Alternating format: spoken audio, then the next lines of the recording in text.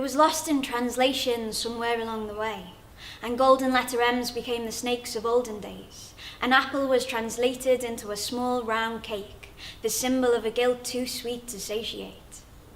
Find me a woman who doesn't worry about her weight. See them, sifting salad leaves in steaming windows of cafes, sipping low-fat decaf soya lattes. Watch them in supermarket aisles, counting sins and calories. Watch them watching every mouthful, every morsel. Pretend it's not political, ethical, spiritual. Thou wentest into uncircumcised men and didst eat with them. Blame it on the ballerinas and the zero-sized models, the Disney princesses and Barbie dolls. Rail at the symptoms, ignore the bigger problems, the roots of the systems, selling pseudo-scientific contradictions, screaming false sermons to those weak enough to hear them, shouting down those strong enough to fear them. And the antidote is not an antithesis, merely a parallel. No pleasure restricted or withheld. Hashtag love yourself. Everything would be fine if you just love yourself. Why can't you just love yourself? Just fucking love yourself, you fat bitch! The problem is not that we talk about it. The problem is that we talk about it instead of the real problem. We keep on ignoring causes, the enforcement to be flawless, ambitious mothers and absent fathers, pinning pedestals in the prefrontal cortex, burning altars in the hypothalamus to a God that seems cold and cruel and callous. Take your son, your only son, whom you love, starve yourself as a penance for the sins of... But you're not sure. You've been fighting so long, you've forgotten what you're fighting for.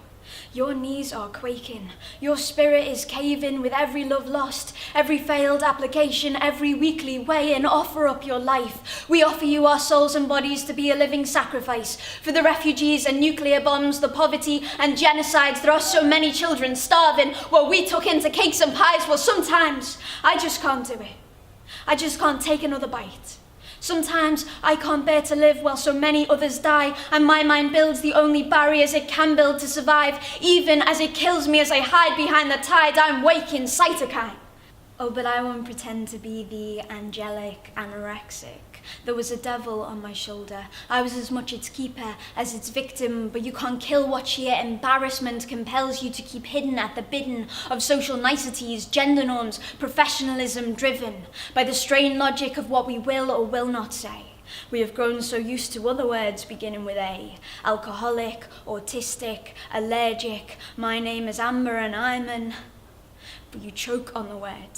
Just as you choke on the irony of a profanity so liturgic. You cannot name the idea, and yet the ideal is worshipped. So I want to be sick. And my colleagues' tones of jealousy when they remark that my lunch of raisins is so healthy. I want to scream when the well-being workshop leader tells me we'd all feel better if we lost some weight, wouldn't we? Well, maybe. You can't lose your reflex respect for what the TV tells us is perfection.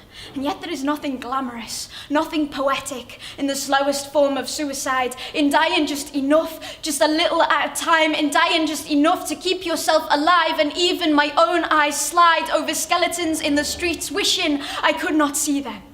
Skin sliced by spines and shoulder blades, and not just because I know their pain, but because sometimes I still wish I had it. So I just keep on walking past it. It seems the world is tipping, and when you are slipping, you just need something to grip onto. Maybe that's why you're making ladders from your ribs. The problem is, sometimes snakes look like ladders, and really, there isn't much difference. And I won't become another of your statistics, because I took that devil and I killed it. I murdered her there, on the arm of the young man who walked us home, and her bones are sown over Cambridge cobblestones. But there are still too many fighting, alone in the silence. So give the gift of your language to those who tread the balance between too much and not enough. To those who wade through water, who daily dream of giving up, tell them for once, see yourself as you really are and know that you are loved. You don't have to shed your weight to bear the burden of this world. You have just as much a right to live upon this earth, and to live without pain is no more or less than you deserve. There are no debts to pay before you justify your worth. Do not mistake control for power, and know that neither equal freedom.